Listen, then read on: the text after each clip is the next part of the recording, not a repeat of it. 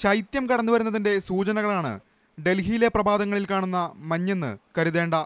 പ്രഭാതങ്ങൾ മിഴിതുറക്കുന്നത് കഴിഞ്ഞ കുറച്ചു ദിവസങ്ങളായി പുകമഞ്ഞിലേക്കാണ്. अभी कोहरा छाया हुआ है दिल्ली पर, ये सारा पोल्यूशन की वजह से है.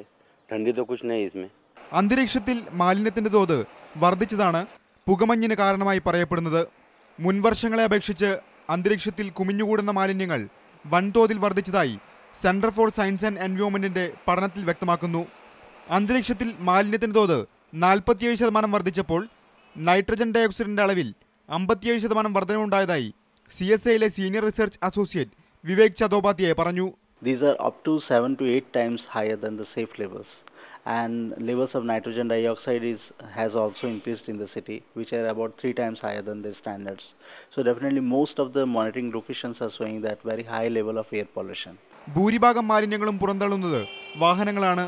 ഡൽഹിയിൽ മാത്രം ദിനംപ്രതി 12,000-ലധികം വാഹനങ്ങളാണ് പുറത്തിറങ്ങുന്നത്.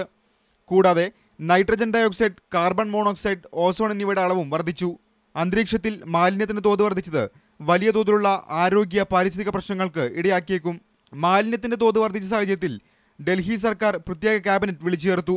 പുകമഞ്ഞുയർത്തുന്ന പ്രശ്നങ്ങൾ കേന്ദ്ര പരിസ്ഥിതി മന്ത്രാലയത്തെ അറിയിക്കാനാണ് ഡൽഹി സർക്കാരിന്റെ തീരുമാനം. ശൈത്യം തീവ്രതയിലെത്തും മുമ്പേ ഉത്തരേന്ത്യയെ പുകമഞ്ഞ് മൂടി. അന്തരീക്ഷം മലിനമാകുന്നതിന്റെ സൂചനകളാണിത്.